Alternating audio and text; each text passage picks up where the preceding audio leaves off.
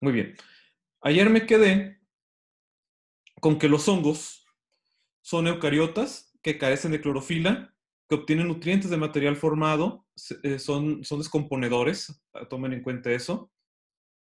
Se clasifican en macroscópicos y en microscópicos, si se acuerdan de eso, ¿verdad? Bien, se pueden utilizar como alimento, se pueden utilizar, se pueden utilizar incluso para hacer medicinas. Los hongos son muy importantes porque con eso se preparan también algunos tipos de plásticos, se utiliza mucho en la farmacia, pero también pueden llegar a causarnos daño. Y nosotros, en este caso, estudiamos ciencias de la salud y lo que queremos es ver el efecto negativo que tienen los hongos, aunque una vez más, los hongos no todos son problemáticos, no todos causan daño, sino que también pueden ser incluso para alimento, e incluso pueden hacer medicina.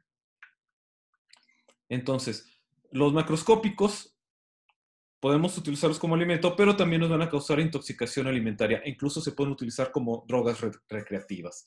A estas alturas del camino, yo creo que ustedes saben el uso lúdico que se utiliza de estos hongos. Lúdico es uso recreativo o de uso de juego, alucinar, ustedes ya saben.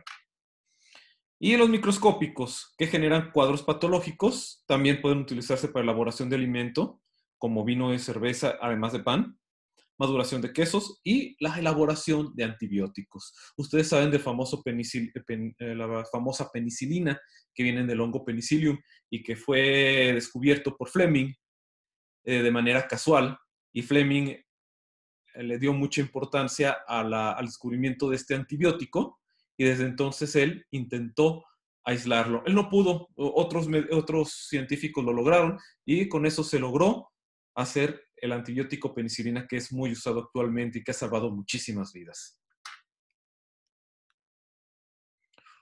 Los hongos carecen de clorofila, eso ya se los platicaba ayer. No pueden ser autótrofos o heterótrofos, se alimentan de otros organismos y por lo tanto necesitan obtener sus requerimientos de un sustrato.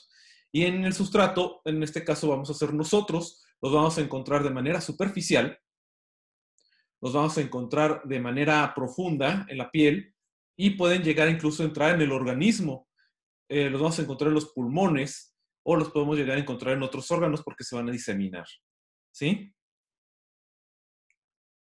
Estos hongos tienen una pared rígida hecha de polisacáridos, especialmente de quitina. Ya habíamos visto de las plantas que tenían una de celulosa y de las bacterias que tenían uno de polisacáridos. Y también vimos de que las bacterias tenían una cubierta de lípidos. Bueno, en este caso vamos a encontrar que tienen una pared hecha de quitina. Curiosamente, las células animales no tienen una pared celular, pero nosotros estamos recubiertos, al menos en nuestro tejido epitelial en la piel, estamos cubiertos de una sustancia que se llama queratina, que funciona como una cubierta, pero en vez de ser unas células individuales, lo tenemos cubriéndonos completamente.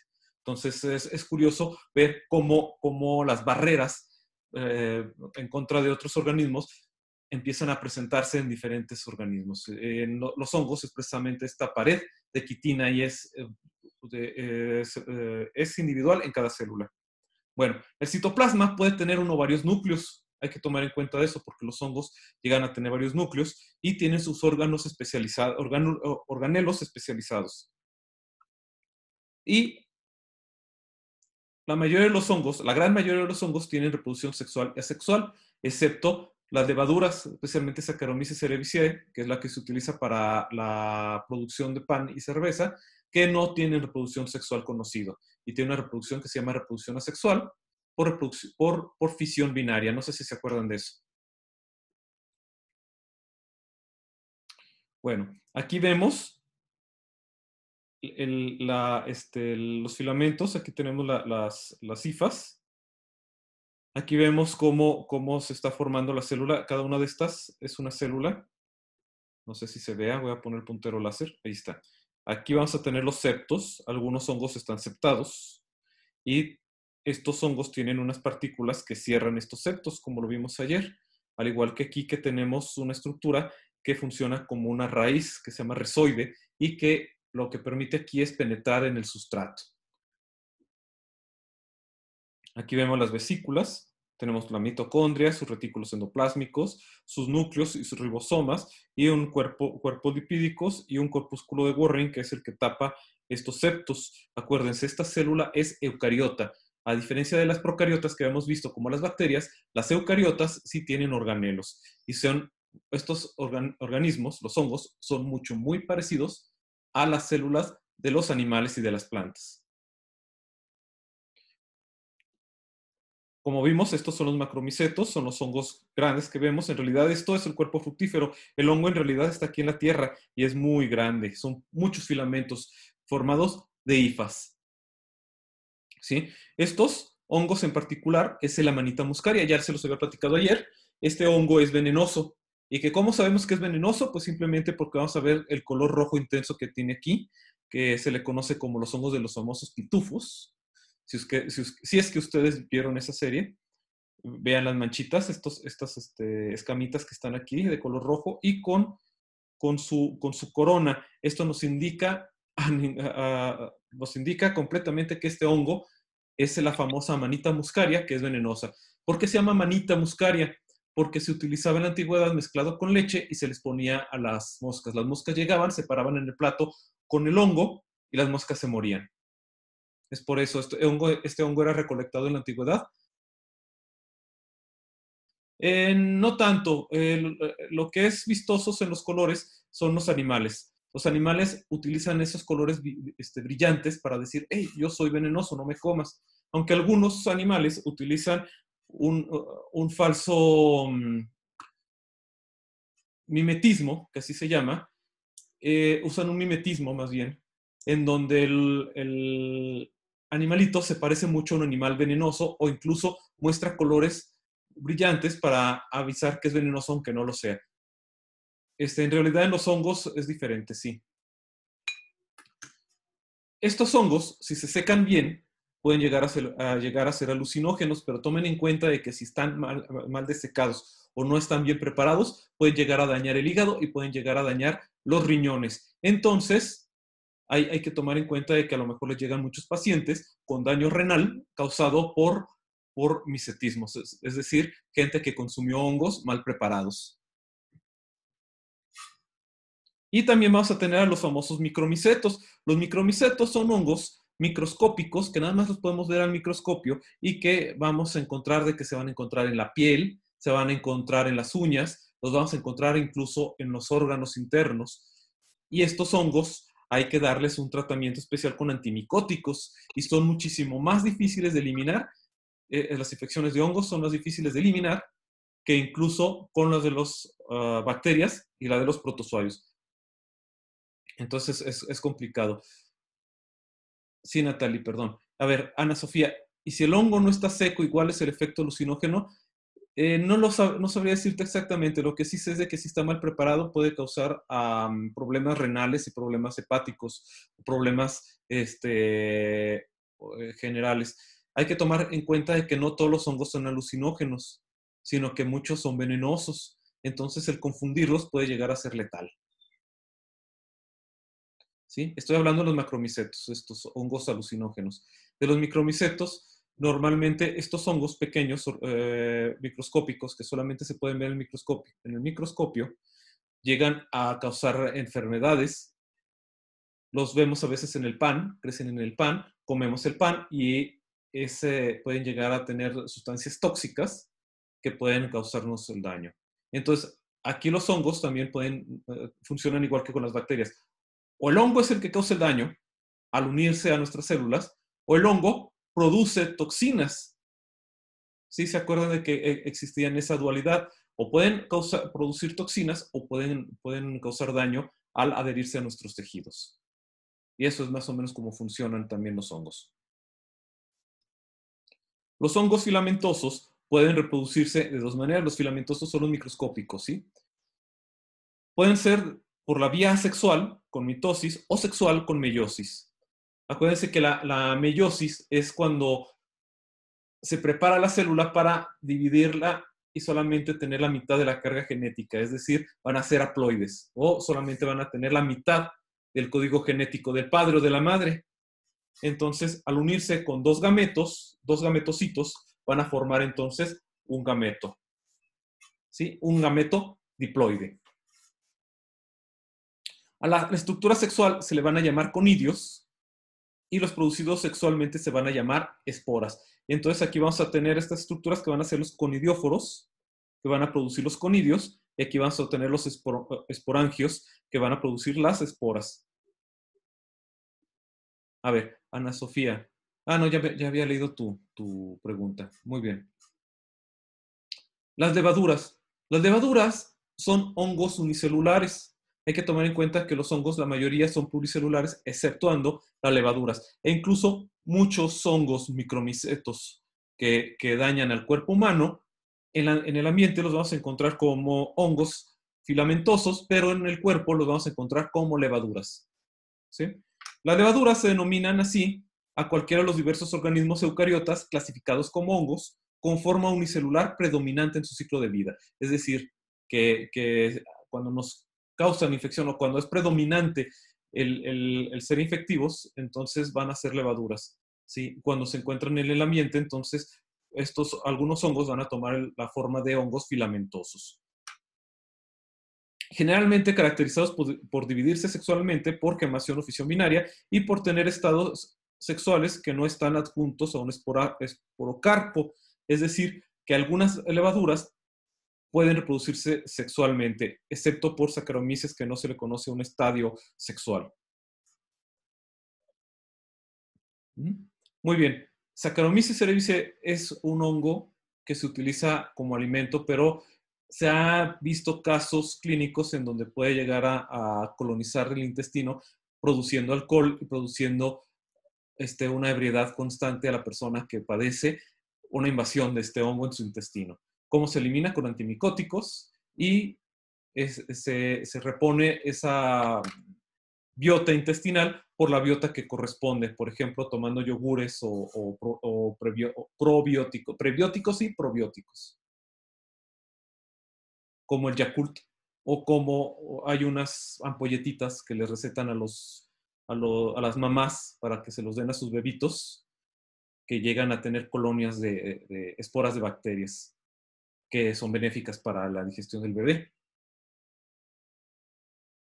Bueno, las partes de los hongos, como ya les había platicado, son hifas conceptos, las hifas inseptos. De hecho, las hifas conceptadas son más recientes en la cadena evolutiva y las hifas inseptos son más antiguas en la línea evolutiva. Tengo que decir de que si un organismo, por muy antiguo que sea, sigue presente en este planeta, sigue siendo evolucionado. Todos los organismos que se han logrado adaptar son evolucionados. Son los más evolucionados que hay. Entonces, que el organismo sea antiguo, pero que existe actualmente, sigue siendo un organismo que sigue adaptándose. Para que no, es que muchos dicen, es que las cucarachas son los organismos menos evolucionados. No, al contrario, yo creo que son los organismos más evolucionados que hay porque han logrado, a pesar de ser muy antiguos, las cucarachas muy antiguas, se logran adaptar. Entonces, dice Cristina, entonces solo un mínimo porcentaje de los hongos son comestibles. En realidad sí son muy pocas las especies que son comestibles. Hay que tomar en cuenta de que eso. Algunos hongos pueden ser incluso muy peligrosos. Entonces se recomienda que si vamos a comer hongos silvestres, vayamos con alguien que sea muy experto en hongos, porque hay gente que se dedica a buscarlos, a recolectarlos y consumirlos. E incluso esta gente es experta en hongos alucinógenos. Bueno, ya conocen a la gente de Chiapas y todo eso, que es gente que conoce de esto. Bueno, vamos a seguirle. IFA es la estructura básica, es la estructura lo más básica posible del hongo, y las hifas van a formar micelios, y los micelios van a formar los cuerpos fructíferos, que son que es el champiñón, el hongo. Bueno, en este caso es una manita porque tiene la corona, y sus rizoides, que son los que toman el alimento del sustrato, y que forman entonces los micelios, son las ramificaciones de las hifas. ¿De acuerdo?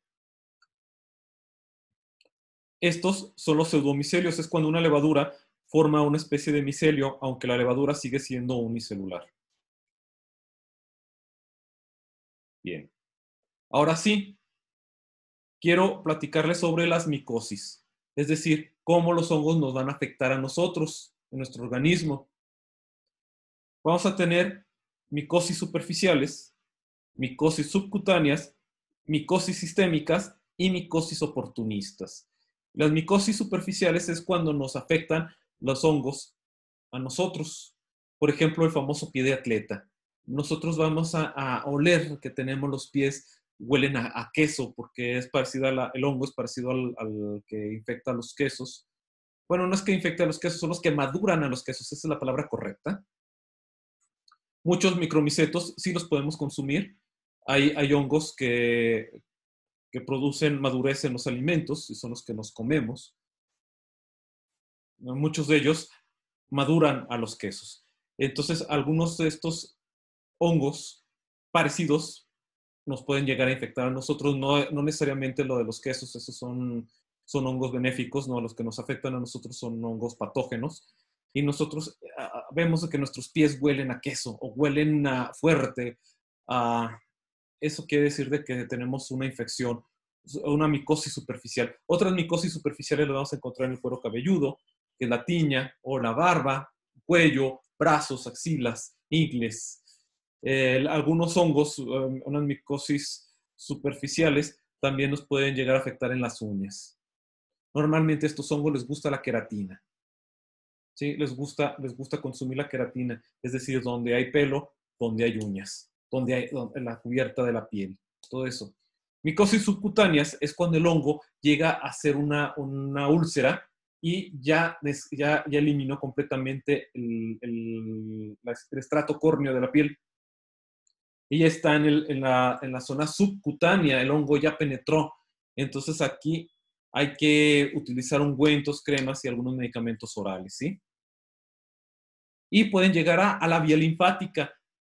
Se cierra la herida, pero al rato ya tenemos nuestros ganglios inflamados.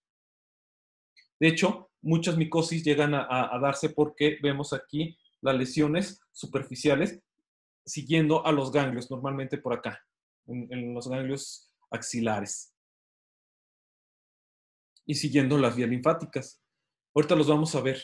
Y la micosis sistémica es cuando nosotros respiramos los hongos, se van a los pulmones y nosotros empezamos a tener problemas. A ver, me dice Ciania, ¿es cierto que cuando se manchan las playeras de amarillo en las axilas es porque hay hongos? No, normalmente es porque nuestro sudor, no sé si sepas que algunas playeras blancas en especial utilizan un pigmento de color fluorescente. Eso es para que se vean azul brillante, como un blanco azuloso cuando le da la luz del sol.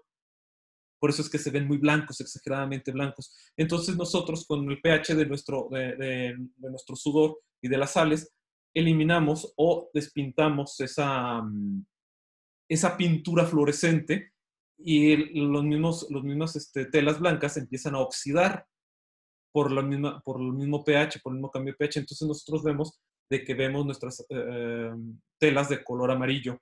Se ve la ropa de color amarillo. No, pero esto es nuestro sudor. Cuando tienes hongos, vas a ver lesiones, que van a descamarte, vas a estar rascando tus axilitas y vas a sentir incomodidad, además de mal olor. ¿Sí? Que puede haber pie de atleta en las axilas. ¿Por qué fue eso? Porque te rascaste los pies y luego te rascaste las axilas. Eso puede ocurrir. Pero no. Las manchas de las playeras normalmente es por el sudor ácido de nuestro cuerpo, por el pH de nuestra piel. Incluso no sé si ustedes han visto que en los controles remoto, algunos de ustedes los destiñen, les quitan las letras o los números. Eso es mismo porque nuestro sudor o nuestra grasita es muy ácida. A ver, es que había oído que hasta que hay que ponerle limón o una cosa así para que no las manches. Es cierto de que el limón cambia el pH de tus axilas.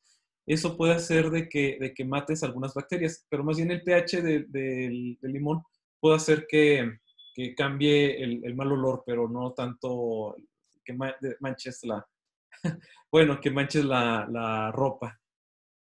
Sí, sí, Ana. Bueno, vamos a continuar para no desviarme tanto del tema.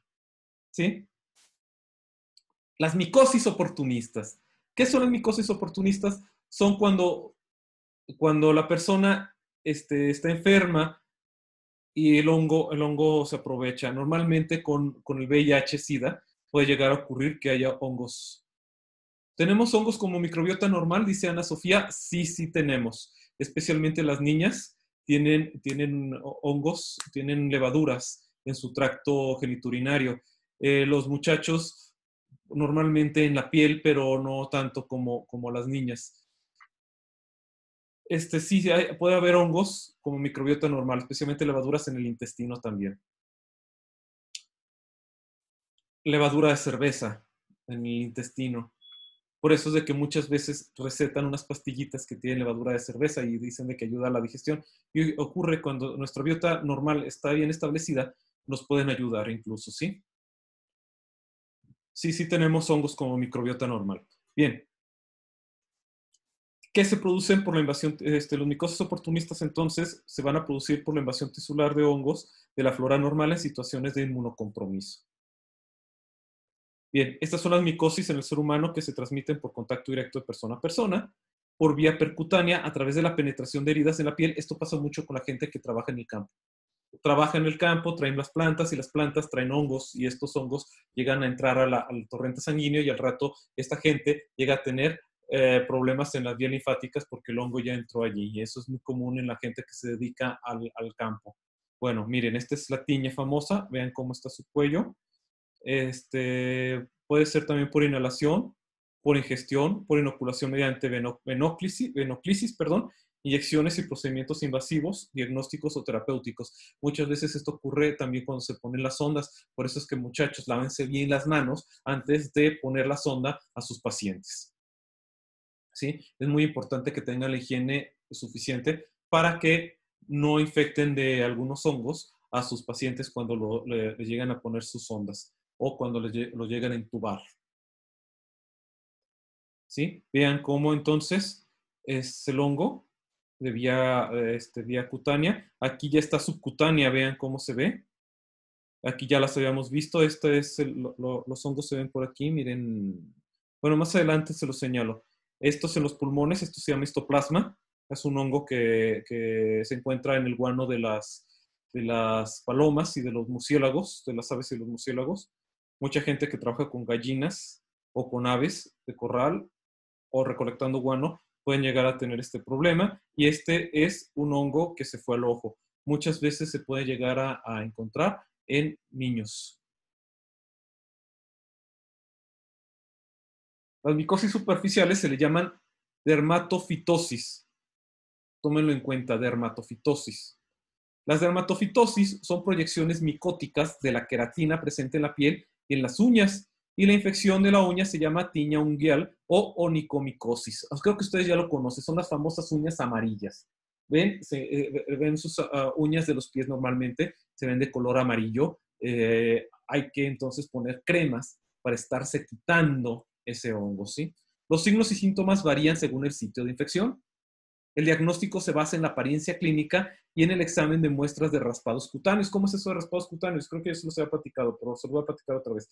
Se hace un raspado de la piel o de las lesiones cutáneas, se ponen en un portaobjetos, se ven al microscopio y si encontramos estructuras fúngicas como esporas o los hongos filamentosos como tal o las estructuras asexuales, entonces podemos descubrir qué tipo de hongo es si se tiene la pericia para poderlos descubrir. Los signos y síntomas varían según el sitio de infección y se hacen raspados cutáneos y se pueden llegar a utilizar húmedos o se les pone hidróxido de potasio para preservarlos. Brenda, profe, ¿es muy difícil acabar con alguna enfermedad causada por hongos? Eso dependiendo de qué hongo lo origine. Depende del hongo y hay algunos muy resistentes. Hay hongos que incluso pueden permanecer casi en toda nuestra vida, especialmente los hongos que adquirimos en la piel, las micosis superficiales parecieran que son las más benignas, pero sin embargo son las más difíciles de eliminar. Algunos, ya les platiqué que yo tengo un hongo recurrente y que he intentado incluso ponerme una sustancia que se llama, a ver, es ácido salicílico, que incluso descama la piel, es muy fuerte el ácido salicílico, y elimina las capas superficiales de la piel, y aún así el hongo es persistente.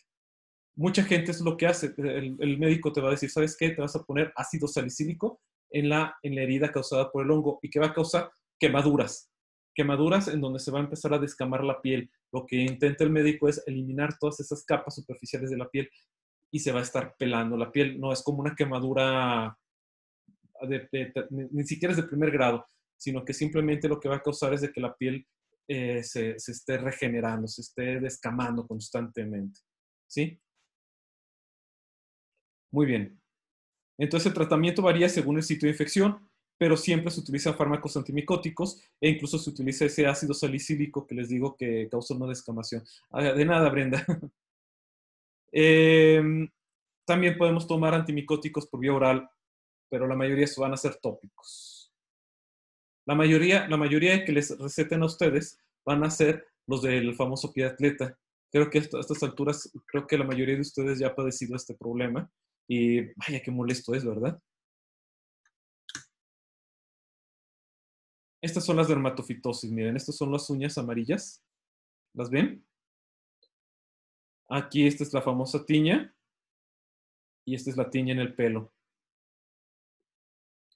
Vamos a hablar entonces de las micosis subcutáneas.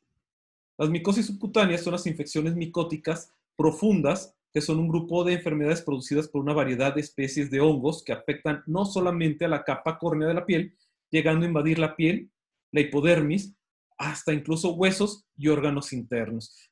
Obviamente les voy a decir que estos son casos muy extremos. La mayoría de la gente que tiene lesiones subcutáneas simplemente se van a ver en la piel y les van a dar antimicóticos.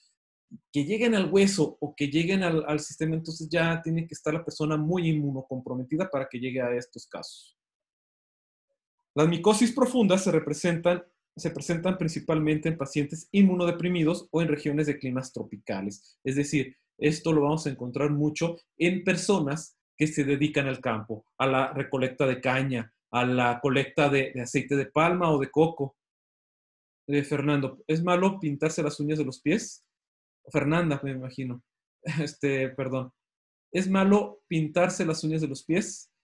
Sí, Fer, No, no es malo pintarse las uñas de los pies. Es malo ir con una persona que les haga la manicura y que no esterilice o limpie su material. Eso es lo malo. Gente que no tenga respeto en la higiene de su material puede causarles entonces problemas en las uñas de sus manos y de sus pies. La mayoría de la gente que tiene esta onicomicosis es porque se fueron con profesionales, porque hay que tomar en cuenta que solamente toman un cursito y las pusieron a trabajar. El hongo puede viajar en el torrente sanguíneo. La mayoría de los hongos corren primero por la vía linfática, porque están en el tejido. Pasan por la vía linfática y la vía linfática es como una frontera. Van a tratar de frenar a los hongos. Entonces, lo que vamos a hacer es que vamos a notar que tenemos los ganglios linfáticos. Van a tratar de evitar lo más que puedan hacer que lleguen al torrente sanguíneo por la vía linfática. Entonces, van a frenarlo. Pero casos muy extremos, que en donde sea sistémico y que la persona esté inmunocomprometida, sí, el hongo sí puede llegar a viajar al torrente sanguíneo y puede llegar a los órganos y puede infectarlos. Aunque la mayoría de los problemas causados por hongos y que circulen por la sangre no va a ser por el hongo en sí, sino por las toxinas. ¿Sí? Eso lo vamos a platicar bien de las toxinas que pueden producir los hongos. Eso sí van a viajar por el torrente sanguíneo. El hongo como tal es rarísimo, pero ocurre. Bueno, micosis profundas. Se presenta principalmente, ok, ya. Las micosis subcutáneas por implantación siempre producen signos de afectación cutánea. Las formas clínicas, vamos a encontrarla como se conoce como esporotricosis.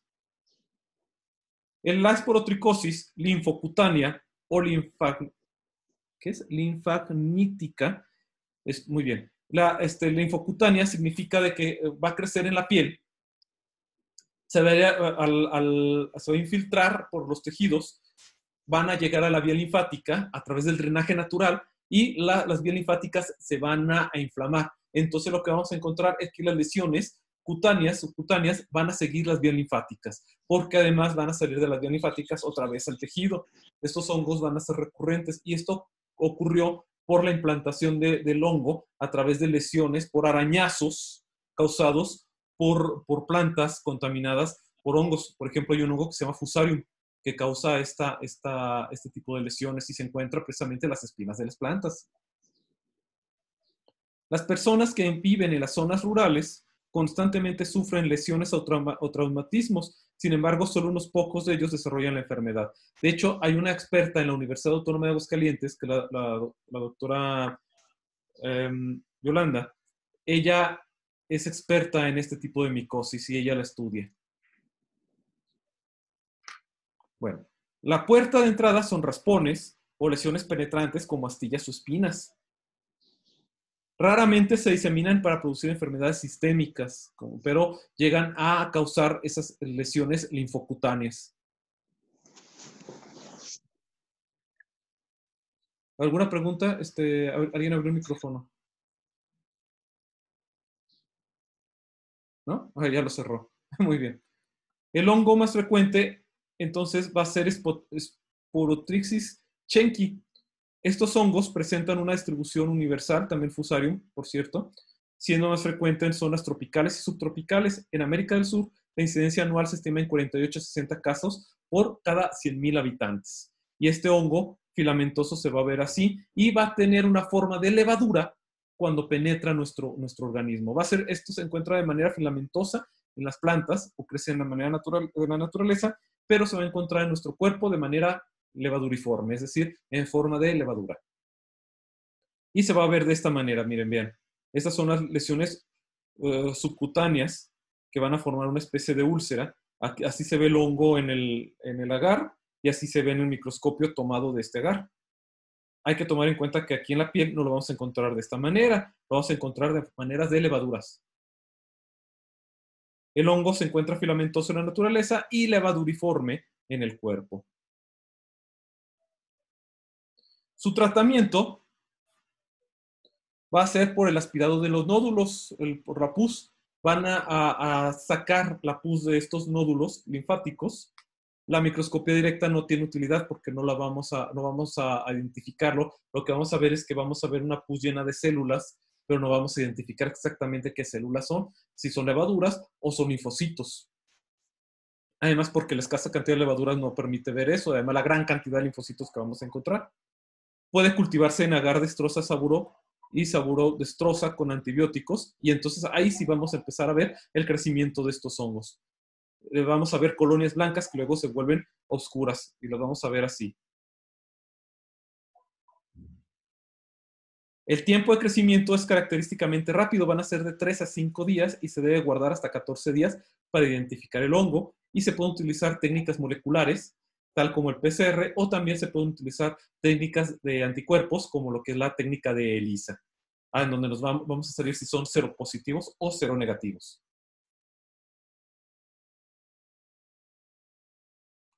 Los micetomas. ¿Qué son los micetomas? Es una infección localizada, crónica, progresiva, causada por hongos o bacterias que afecta a los pies, los miembros superiores o la espalda. Y los síntomas incluyen hinchazón y formación de trayectos fistulosos. Estas horas sí vamos a empezar a ver cómo forman estos trayectos y vamos a ver que estas lesiones subcutáneas empiezan a formar hasta úlceras. El tratamiento consiste, los síntomas incluyen hinchazón y formación de trayectos fistulosos y el diagnóstico es clínico y se confirma con el examen microscópico de los exudados y el cultivo. Y el tratamiento consiste en antibióticos. ¿Por qué en antibióticos para hongos? Algunos hongos sí son susceptibles a algunos antibióticos, pero la mayoría es para eliminar las bacterias oportunistas que se van a formar en esas fístulas. Desbridamiento quirúrgico como no los van a poner en un quirófano, lo que van a hacer es que les van a tallar, quitarle la mayor cantidad de la pus de esas lesiones. Les van a hacer ese desbridamiento. Ustedes como enfermeros lo van a tener que hacer. Es un trayecto fistuloso, bien. ¿Te acuerdas, Natalie, que te hablaba de que muchos de estos hongos viajan hacia el sistema linfático, ¿verdad? Y el sistema linfático tiene un trayecto. Entonces estos hongos, la mayoría de estos, siguen el trayecto de las vías linfáticas y entonces van a causar entonces un trayecto, van a crecer los hongos siguiendo los trayectos de las vías linfáticas, causando fístulas, agujeritos, úlceras. Espero que eso te haya aclarado un poquito. A veces, en casos muy, pero muy, pero muy extremos, la amputación del miembro. Así es como se ven, miren, muchachos. Estas son las fístulas. Van a seguir entonces, en este caso están muy localizadas, pero pueden llegar a seguir un trayecto. Las fístulas, pues donde se va recorriendo el hongo. Van a ir recorriendo el hongo. Entonces, miren, vean estas lesiones de esta persona. De hecho, les puse esta porque hay otra todavía más exagerada en donde la pobre persona prácticamente ya no tiene un pie como tal. Tiene una cosa hinchada en donde ya ni siquiera se le ven los dedos. No les quise poner esa imagen para no... Antes me gustaba muchísimo ser un poco morboso con estas imágenes, pero muchas personas me pidieron de favor de que ya no las pusiera y trato de poner imágenes más amables, pero que sigan demostrando.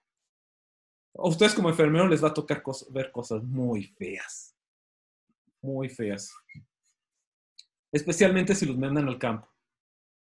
Bueno, la fibrosis es frecuente y alrededor de las lesiones iniciales esto se va a poner, va a haber una barrera de tejido epitelioide que va a formar una barrera tratando de evitar que el tejido siga creciendo y esto se va a formar varias fibras de colágeno que van a tratar de formar una barrera alrededor del hongo. A veces esto no lo logra evitar, pero se va a empezar a formar una área de fibrosis alrededor de las lesiones. El dolor a la palpación es mínimo o no existe, salvo que se produzca una sobreinfección bacteriana supurativa, es decir, de que la bacteria cause realmente una infección aquí y ahí es donde va a ser muy doloroso.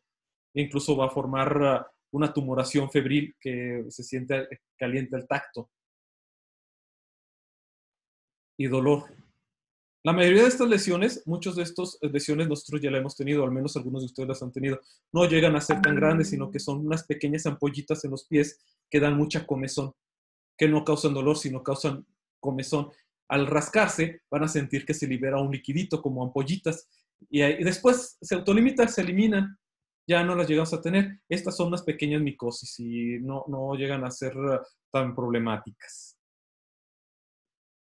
Miren, vean estas lesiones. Estos son los micetomas que aparecen en las zonas tropicales. Esto aparece en las plantas de los pies de los trabajadores o de la gente que le gusta muchísimo jugar en el pasto, niños normalmente.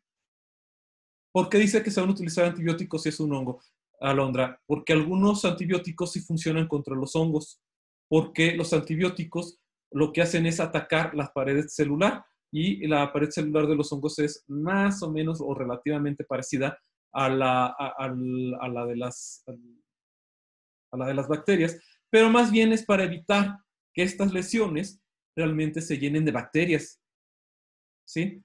Porque haz de cuenta de que aquí tú tienes una lesión abierta, aunque ya sea producido por un hongo, pero tú sabes que las bacterias son muy oportunistas.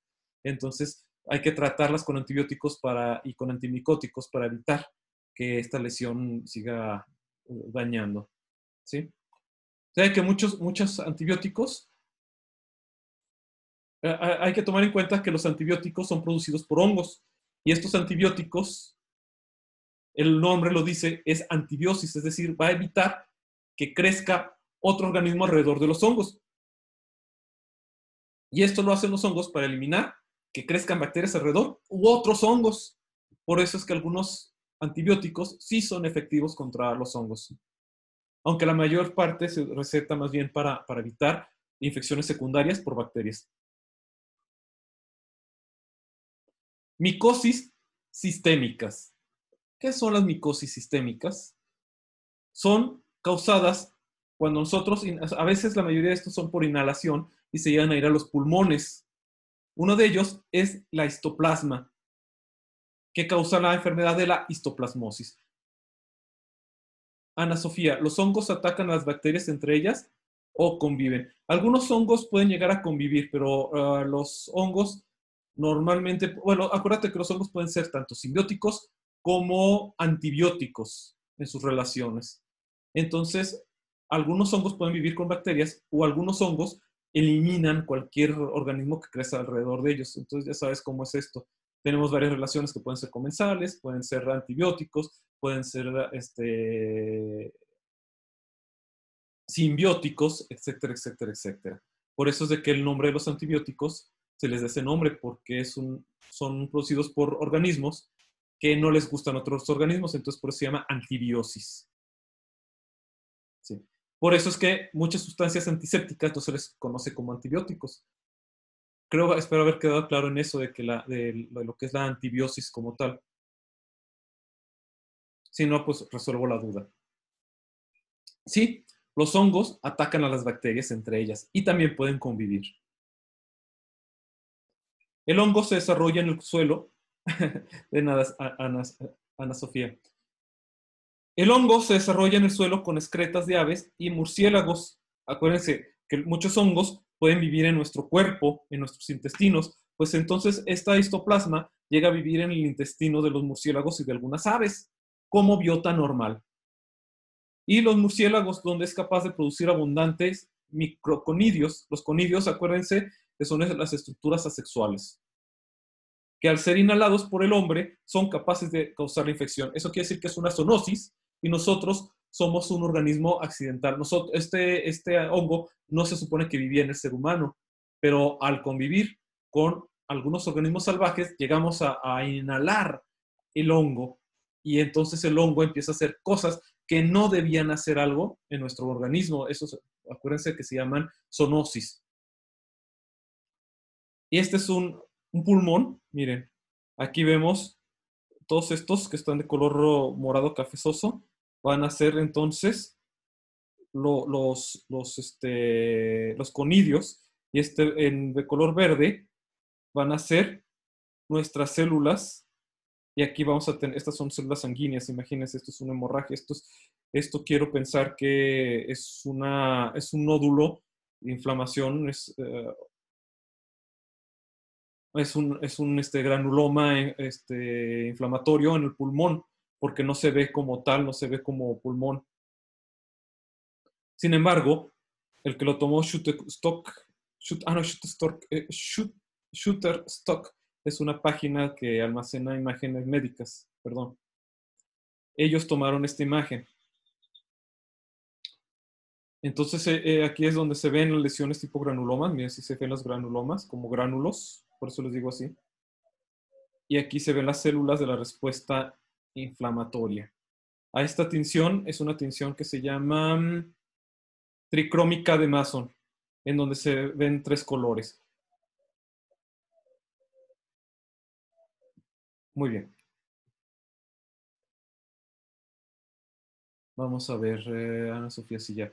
El cuadro clínico puede variar desde infecciones asintomáticas, es decir, nosotros tenemos los hongos en nuestros pulmones, pero nosotros nos sentimos bien, seguimos respirando, sentimos que todo funciona bien. Después puede evolucionar a individuos que por razones ocupacionales se exponen a los hongos, pueden llegar a presentar problemas sistémicos, pueden causar problemas respiratorios y los pacientes con síndrome de inmunodeficiencia adquirida pueden llegar a causar incluso neoplasias y hematologías pueden causar problemas, pueden causar entonces problemas con los hongos.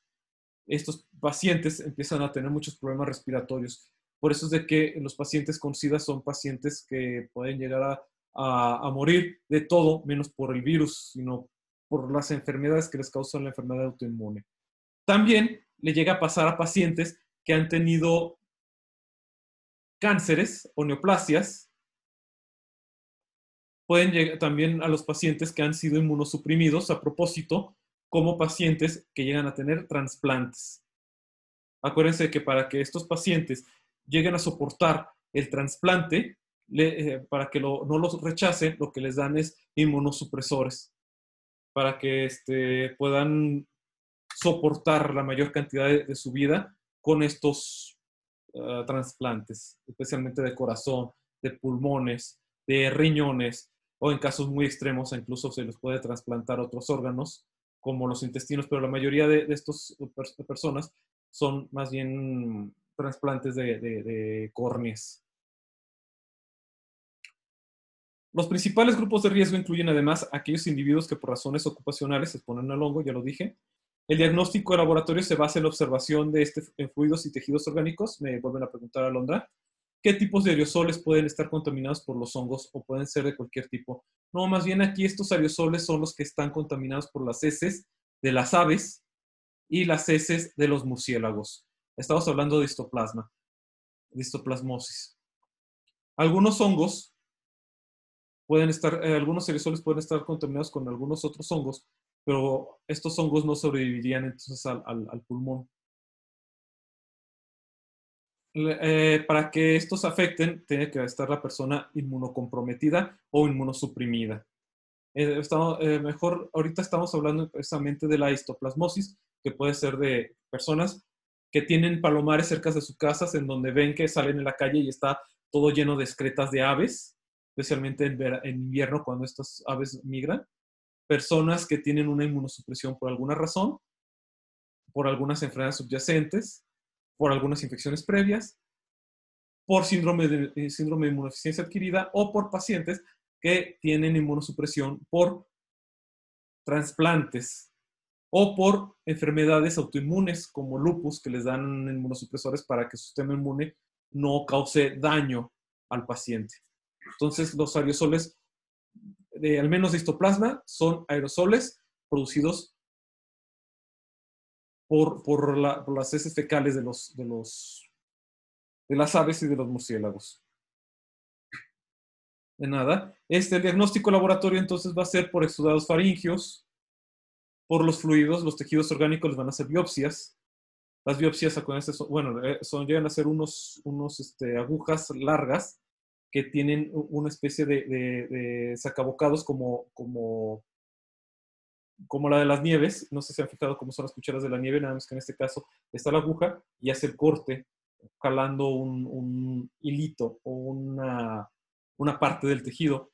Se introduce estas agujas largas hasta donde está el órgano, se dispara el sacabocados y recuperamos de la punta ese hilito largo que se pasa a la técnica histológica y es donde van a aparecer si hay o no hay estructuras fúngicas en los pulmones.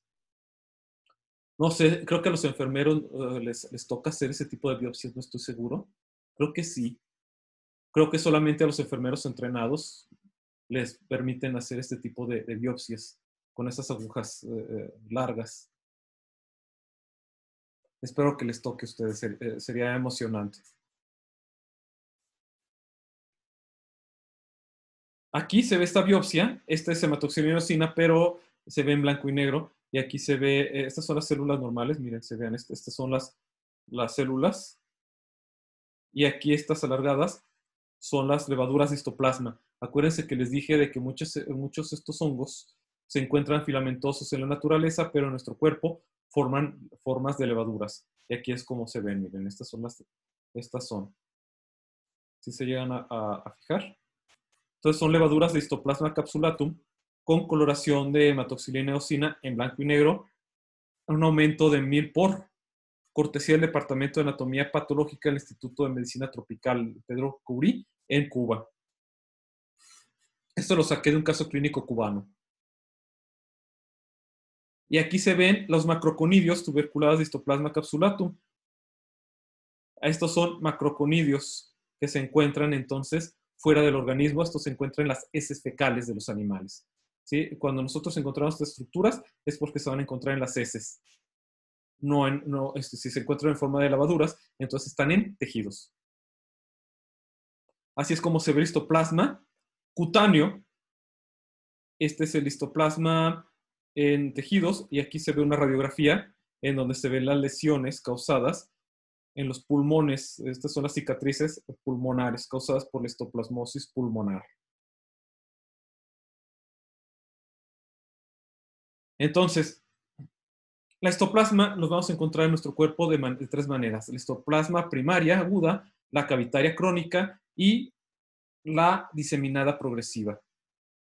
La histoplasma primaria es cuando nosotros la respiramos y es cuando empieza a ser un síndrome que se manifiesta con fiebre, tos, mialgias. Acuérdense que las fiebres nos van a avisar de que hay un microorganismo. Nuestro cuerpo va a aumentar la temperatura para tratar de matar al microorganismo. Entonces la fiebre no necesariamente es mala, sino que es la primera línea de defensa de nuestro cuerpo. Aumentar la temperatura para tratar de matar a los organismos. ¿Pero qué creen? Como histoplasma creció en murciélagos, y los murciélagos tienen una temperatura muy alta, el cuerpo humano, aunque eleve su temperatura, nunca va a llegar a la temperatura normal de los murciélagos. Entonces, por eso es de que algunas enfermedades zoonóticas producidas por murciélagos, a nuestro cuerpo, la fiebre no la puede matar. Como que el histoplasma y como el famoso coronavirus. Entonces, la histoplasmosis primaria aguda es un síndrome que se manifiesta con fiebre, tos, mialgias, que es dolor, acuérdense, dolores de articulación o musculares, más bien aquí las mialgias es un dolor muscular, perdón, dolor torácico y malestar general. Dolor torácico es porque trata a una persona de respirar y siente que los pulmones no tienen su capacidad o están muy inflamados. Entonces, van a tratar de respirar y les van a decir incluso algunos viejitos, es que respiro chiquito. Son muy tiernos a veces los viejitos con sus síntomas, cuando describen sus síntomas, es que respiro chiquito, es decir, que no puedo respirar profundamente, ¿sí? En ocasiones se desarrolla neumonía aguda, se evidencia en la exploración física y la radiografía de tórax y la histoplasma cavitaria crónica, en donde ya empieza a formar cavitaciones, es decir, zonas de los pulmones en donde ya hay formas cicatrizales. Se caracteriza por lesiones pulmonares, muchas veces apicales, en las ápices de los pulmones, en la parte superior, que se asemejan a una tuberculosis cavitaria. Las manifestaciones consisten en tos y en disnea progresivas. La disnea es falta de aire, como ya les dije, y va a ser progresivo, es decir, cada vez va a ser peor, va a ir a peor, que incluso puede culminar en una disfunción respiratoria discapacitante y la persona va a necesitar utilizar oxígeno por el resto de su vida. La enfermedad no se disemina a otros órganos. La histoplasma diseminada progresiva, entonces ahí sí es donde se va a ir, se caracteriza por el compromiso del sistema reticuloendotelial.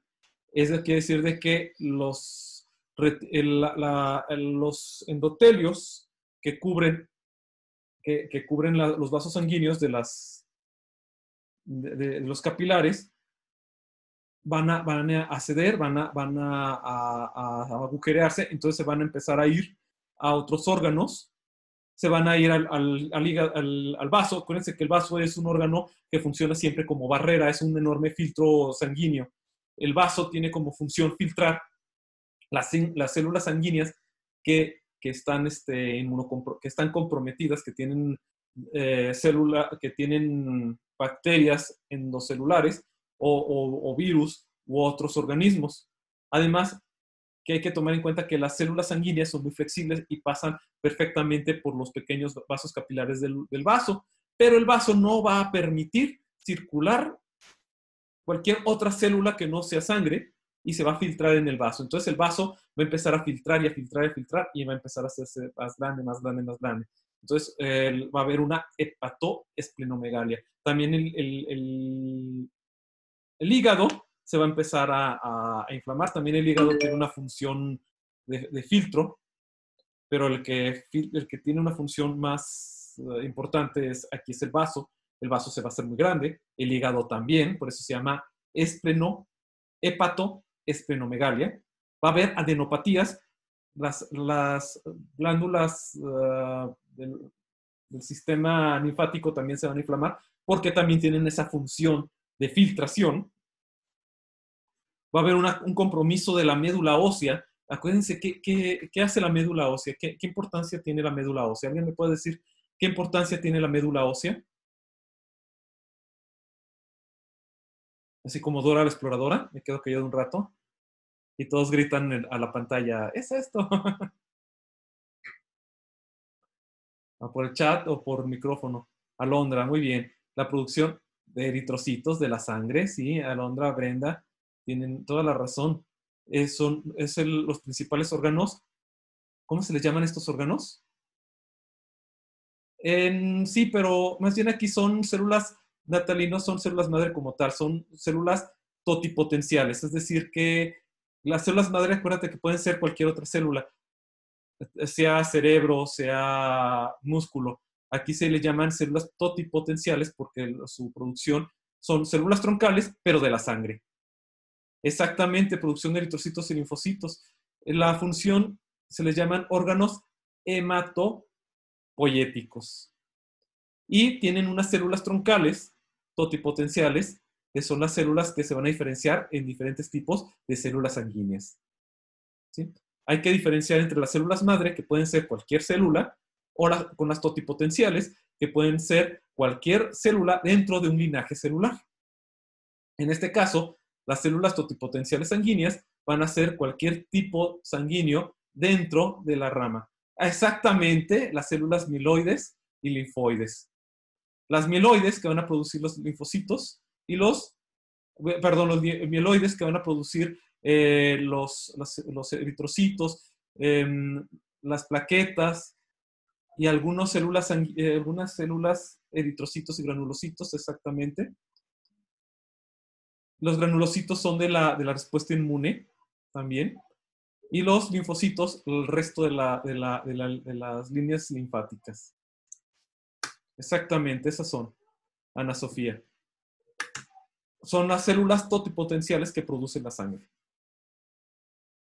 Muy bien. ¿En qué estábamos?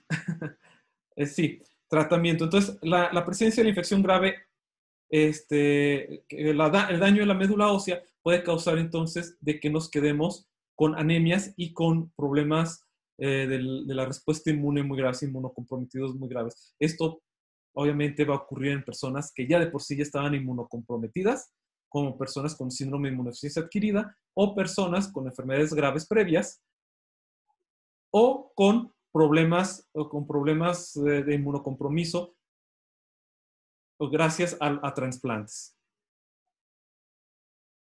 Van a ver entonces, Ana Sofía, un tipo de leucemia o trombocitopenia o no como tal. Ahí sí te lo debo, no sé exactamente. Yo hasta ahí me quedé con daños en la médula ósea. No sé qué enfermedades o cómo se le llaman esta enfermedad en donde afecten algunos hongos sistémicos. Así que no te lo sabría decir, perdóname, Ana Sofía, ahí te la debo. ¿Sí? Tratamiento, ahí te la voy a quedar de ver. Tratamiento, en ocasiones no requiere tratamiento, pues se autolimita.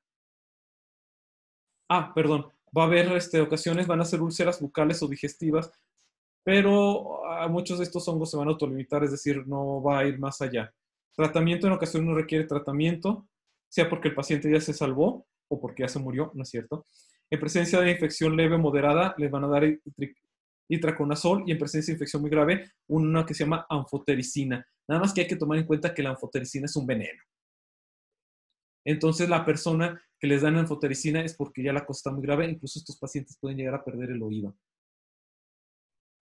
Se murió, sí. Entonces, lo que dicen es que, oye, pues que te vas a quedar sorda. O prefieres muerta o prefieres sorda. Elige. La anfotericina es un veneno y es muy, muy, muy fuerte. Micosis oportunistas. Las micosis oportunistas se pueden llegar a presentar a lo largo de la vida de cualquier persona. Entonces, vamos a ver la candidiasis y la aspergilosis. La candidiasis es muy importante porque es muy conocida en la vida reproductiva, en la vida de toda mujer. Es una enfermedad que se va a dar a lo largo de su vida. Va a ser una micosis oportunista y se va a dar por los ciclos reproductivos, por los ciclos, ¿cómo podemos llamarlo? Por los ciclos menstruales, vamos a darle su nombre verdadero, su nombre correcto. Y en algunos casos, pues, va a causar comezón, mal olor, y se da tratamiento antimicótico en forma de cremas o en forma de supositorios vaginales. La candidiasis es una infección producida por la levadura Candidia, que se encuentra normalmente en el tracto genitourinario de manera normal y a veces por estos ciclos hormonales puede llegar a causarles de vez en cuando ciertos problemitas. La candidiasis suele aparecer en zonas húmedas de la piel también, como en las ingles, en las axilas o debajo de los senos. En los bebés se va a dar entre sus piernitas, en sus ingles, también en sus axilitas, su cuellito y en la boca. Entonces, puede causar erupciones de la piel, descamación, purito e hinchazón con granitos muy puntuales de color muy enrojecido en la piel. Y se exploran las zonas afectadas y se observan muestras de piel en microscopio mediante cultivos, se van a encontrar presentes estas levaduras. Por lo general, las cremas antifúngicas, antimicóticas y los medicamentos antifúngicos, antimicóticos por vía oral curan la candidiasis. Se van a encontrar de esta manera. En la mujer, pues en su tracto genitourinario se van a ver así las levaduras formando pseudomicelios, ¿sí? En los bebitos se van a encontrar porque la lengua la van a encontrar blanca. También en hombres y mujeres se van a encontrar esta levadura que dicen muchas veces, es que como que no me sabe a nada la comida. Sacan la lengua y se dan cuenta de que la lengua está blanca. Entonces lo que hacen es que se lavan bien su boca, y pasado 2 días, 3 días se va a autolimitar y las cosas van a volver a saber normal. Como ven, no es una infección, aunque es una infección que se puede transmitir de vía sexual, no es una infección realmente como tal, sino que se puede dar de vía natural, porque lo vamos a encontrar en boca, en tracto genitourinario, lo vamos a encontrar en los intestinos. Es una bacteria, perdón, es una levadura común. Pero a veces llega a ocurrir de que en las mujeres pues, les va a dar ¿cómo se llama? Leucorrea, que es un líquido blancuzco de olor característico a levadura, a pan. Se va a encontrar en el tracto genitourinario. En el hombre también se va a encontrar como unas manchitas rojas. Entonces, cuando la pareja, cuando es una pareja sexual única, es decir, que solamente ellos dos mantienen relaciones, son con múltiples personas, puede llegar a ser el caso de que la mujer puede llegar a tener esta infección y en el hombre van a haber estas descamaciones en el pene. Entonces, ambos, las dos personas van a tener que tener un tratamiento antimicótico, si no es de que la mujer ya se sanó, el hombre todavía tiene este hongo que se puede dar incluso entre el prepucio y el glande, también del mismo característico olor, tienen relaciones y otra vez la muchacha vuelve a tener la infección. Entonces aquí es donde la pareja tiene que tratarse para que ambos queden libres del hongo y que los dos muchachos no tengan la infección recurrente. Esto es en caso esto es incluso si es que se tienen relaciones sexuales solamente con una sola persona, ¿de acuerdo? No con múltiples parejas. Es una infección de transmisión sexual, pero no por múltiples parejas, sino que entre los dos componentes de la pareja pueden llegar a tener estas infecciones recurrentes y los dos se tienen que tratar. En los bebés es común, lo van a encontrar que el bebito hay que lavarle la lengüita con una gasita, porque a veces llega a presentar esto, ¿sí? ¿Cuáles son los síntomas normalmente en la mujer? Comezón en los labios, dolor ardoroso al orinar, dolor de ardor en la piel y en el tracto genitourinario, y van a encontrar descargas descargas vaginales de color amarillenta, que esto le llaman leucorrea. Van a manchar la ropa interior de color blanco con un color característico. En los hombres puede llegar incluso también a causar síntomas de ardor también.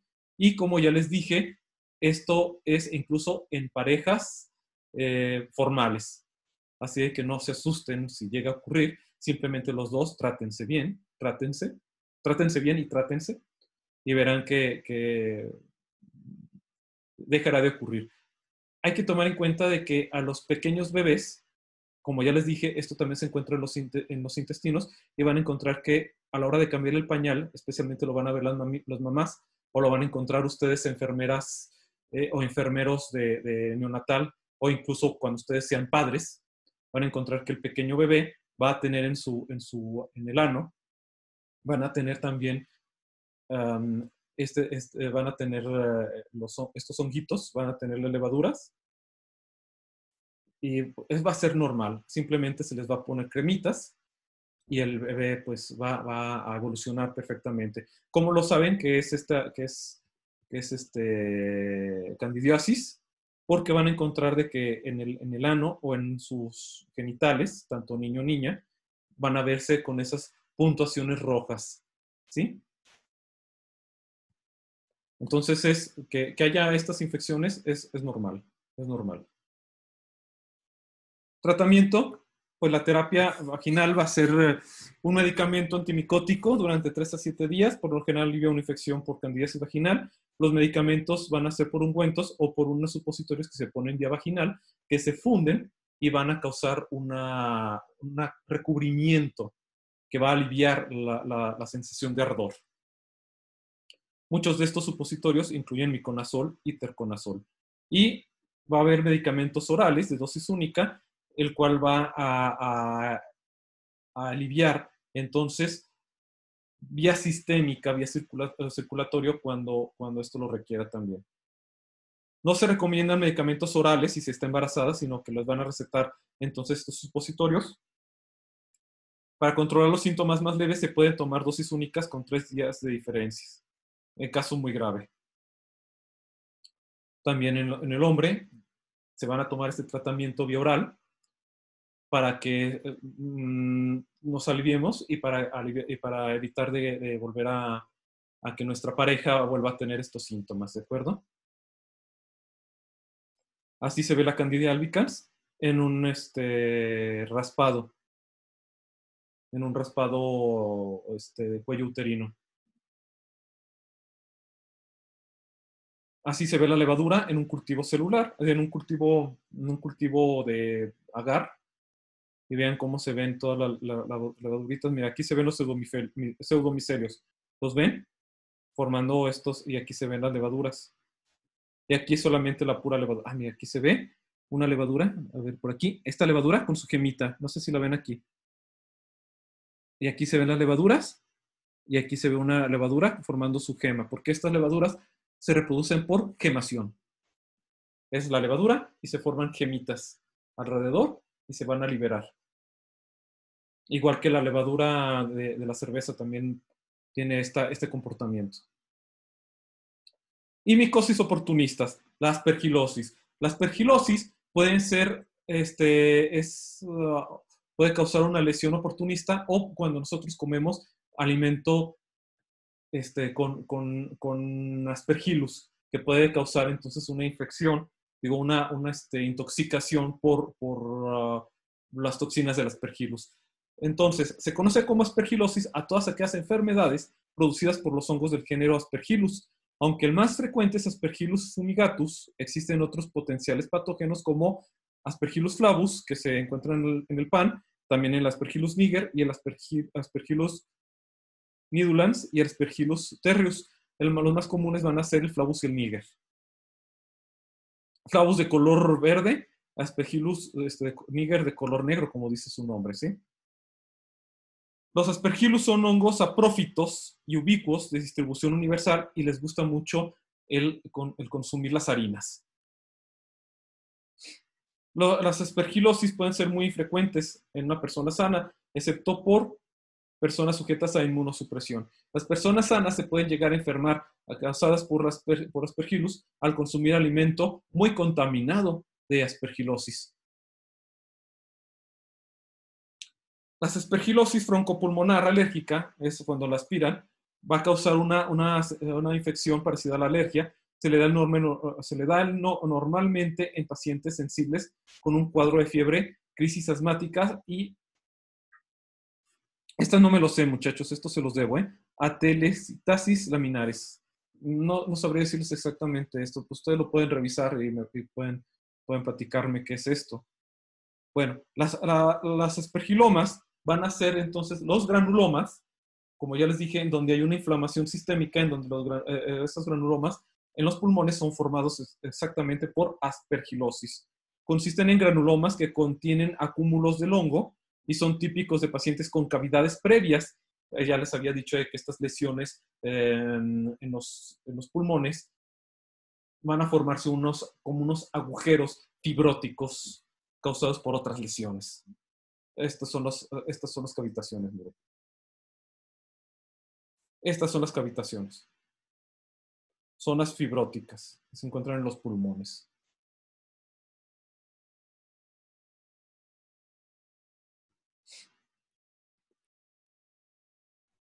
Se me olvidó. ¿Tienen una duda sobre el tema de candidiasis? ¿Tienen alguna duda de candidiasis? Antes de continuar.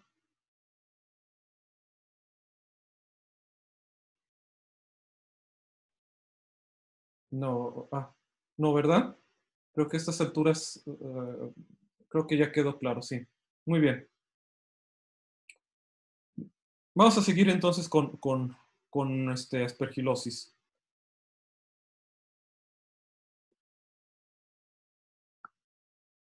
Acuérdense que cualquier cosa que entre en nuestro cuerpo nos va a causar fiebre.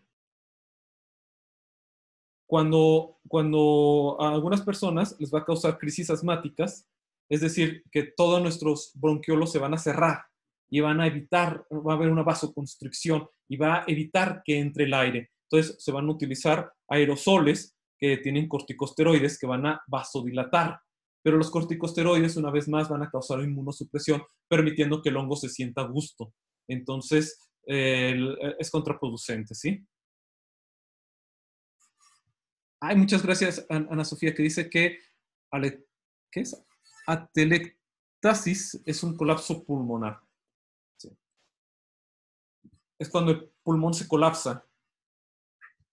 Lo que yo sé de que para hacer que un pulmón vuelva a funcionar, lo que hacen es que introducen un catéter para vaciar el aire, si no me equivoco, o para succionar el aire, para que el pulmón, para volver a formar un vacío dentro de la cavidad pulmonar y que el pulmón vuelva a regresar a su volumen.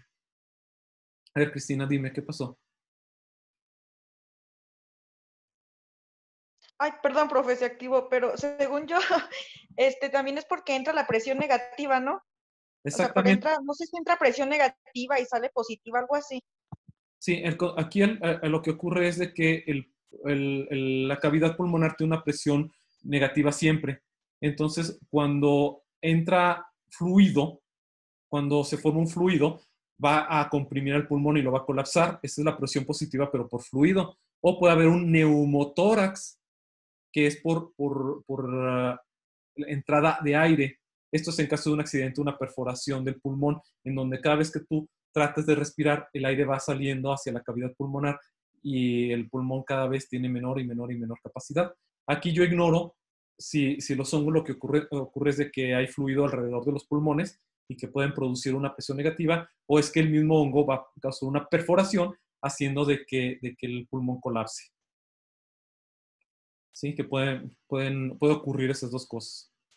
Aquí en este caso yo pensaría que más bien el hongo causó una perforación que alcanzó a llegar a la zona. A ver, Ana Sofía, se coloca un catéter número 14, muy técnica ella, muy enfermera, del mismo para canalizar en el segundo espacio intercostal, línea media clavicular, con el 5 espacio clavicular, la línea media axilar.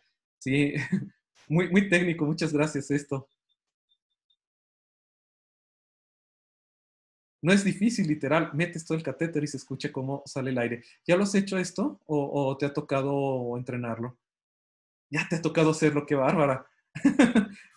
Qué bárbara, qué bárbara. Muchas gracias. Sí, sí. Ay, es que aquí ya tenemos enfermeras trabajando. Muchas gracias, esto es muy, muy valioso. Muy, muy bueno, qué bárbara. Ah, eres paramédico.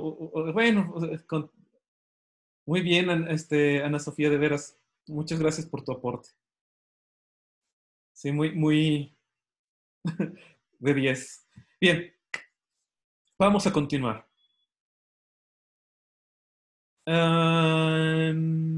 Sí. Aspergilosis pulmonar invasiva va a causar una neumonía típica muy grave, propia de pacientes inmunodeprimidos. La mortalidad es muy elevada a pesar del tratamiento.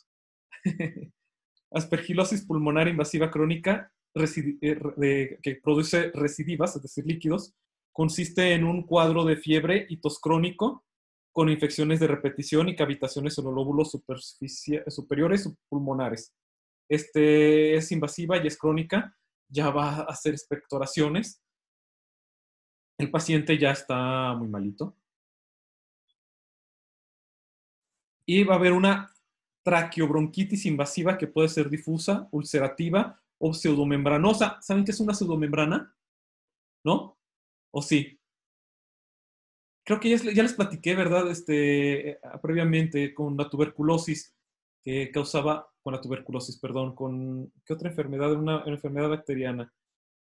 Bueno, o que producía, no recuerdo ahorita, que producía unas pseudomembranas, que son unas membranas de tejido causada por la misma pus, causada por el mismo hongo, y que va a causar un bloqueo en las vías respiratorias. Entonces tienen que entubar para poder pasar.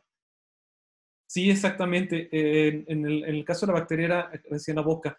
Aquí parece que crece en los mismos pulmones. Muy bien, Natalie, sí, es correcto. También va a causar cuadros ya más sistémicos, como la meningitis. Meningitis, ¿qué es? ¿La inflamación de las qué?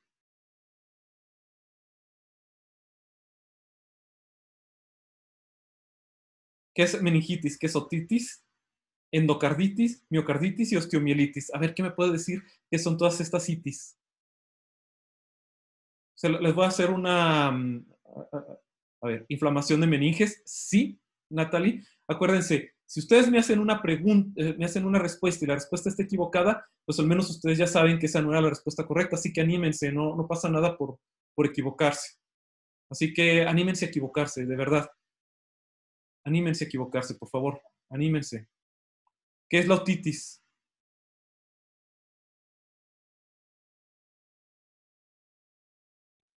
Es inflamación en el pabellón auricular, Eh, audicular, perdón. sí, pero no solamente allí, Juan. La otitis, aquí dice que es la otitis externa. Estamos hablando de que es en la parte externa del oído, cerca del tímpano, ya que el tímpano ya es el medio, ¿verdad? Y la otitis interna, que ya es en la cóclea. Así de que muy bien, por animarte, sí, es una inflamación. La endocarditis es la inflamación del interior del corazón. Sí, exactamente, del interior del corazón, del tejido, del endocardio, que cubre la parte interna del corazón. Aquí está la sangre, aquí está esa capa que es el endocardio exactamente, luego sigue el miocardio, luego ya sigue es el miocardio y el pericardio. Exactamente, Ana Sofía. El endocardio entonces es la membrana que está dentro de las cavidades cardíacas. Sí. Miocarditis, ¿qué es la miocarditis? Creo que ahorita ya les dije qué era.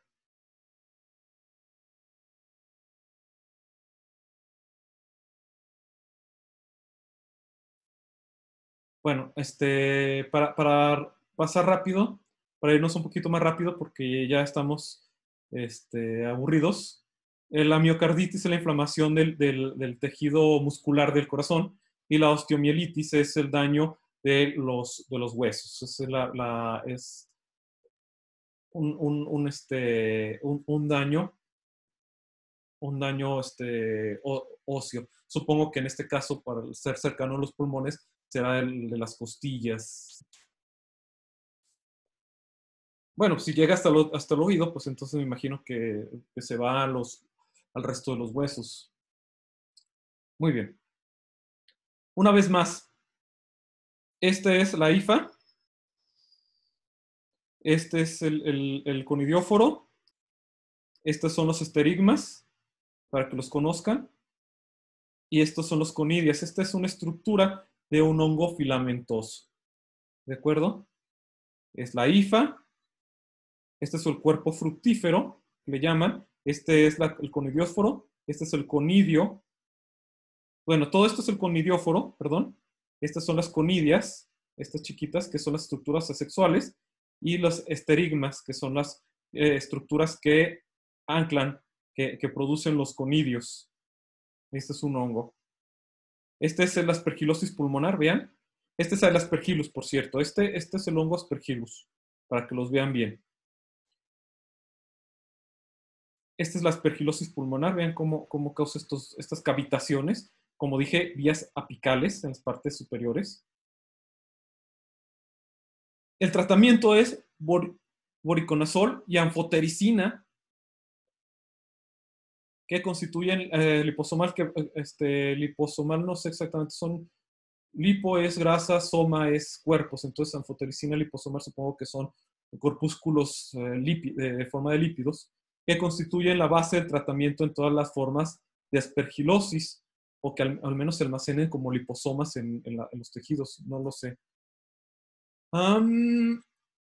Formas de aspergilosis, y se va a utilizar osaconazol, itraconazol, caspofungina y otras equinocandinas, que son medicamentos. No sé exactamente qué son las equinocandinas, es la familia de algunos medicamentos, pero no sé exactamente cuáles son.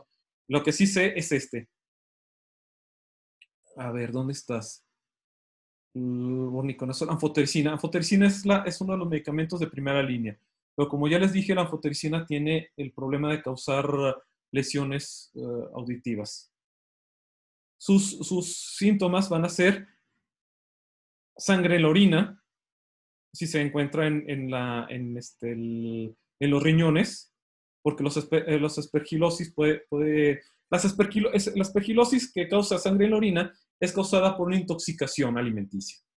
Nosotros comemos el hongo en el pan y va a causar daños renales por las toxinas. Entonces va a causar una insuficiencia renal y hepática. Va a causar dolor de huesos, también por el daño que puede causar, o porque se puede ir sistemáticamente a los huesos. Dolor torácico, porque está en los pulmones, el hongo. Escalofríos, esto es causado por la fiebre. Dolores de cabeza, o también por la fiebre. Insuficiencia respiratoria, úlceras de lesiones cutáneas, en caso de que el hongo lo tengamos en la piel. Y problemas de visión, porque los hongos pueden llegar a causar también queratitis. Pueden llegar a invadir el estrato córneo de la córnea, y puede llegar a causar una opacidad por hongos. Por cierto, el hongo, la toxina del hongo, cuando nosotros comemos pan enmohecido, puede llegar a causar daños hepáticos. Entre ellos puede causar una cirrosis causada por intoxicación por el aspergilosis. Bien, muchachos, pues hasta aquí. ¿Alguna duda? ¿Tienen aquí una duda?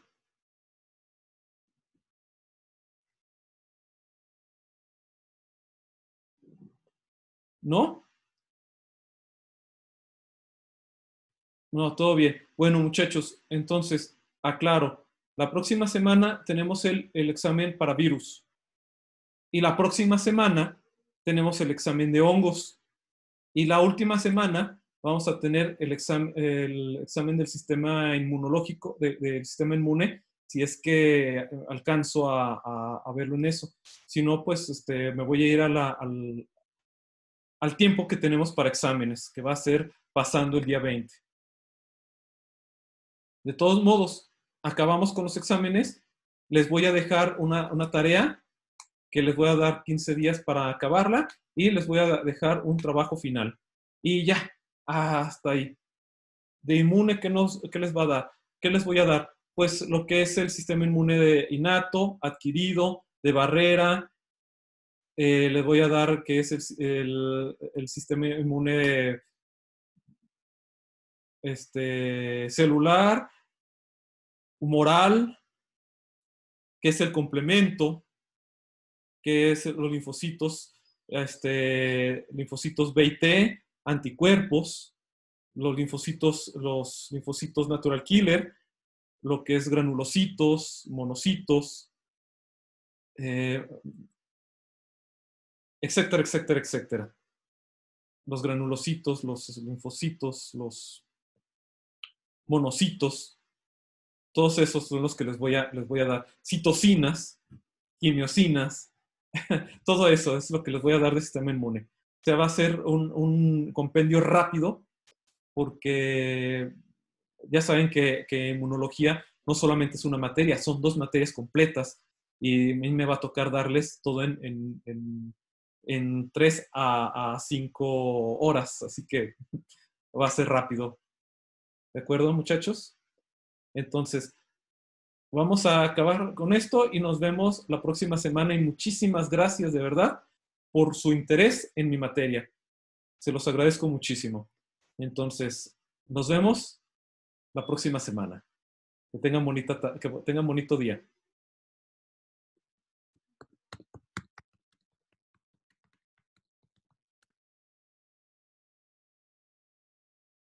De nada, muchachos, se los agradezco mucho.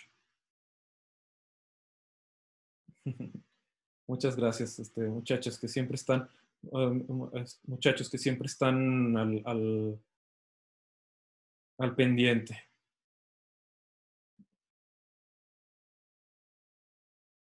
Que descansen. Bonito fin de semana.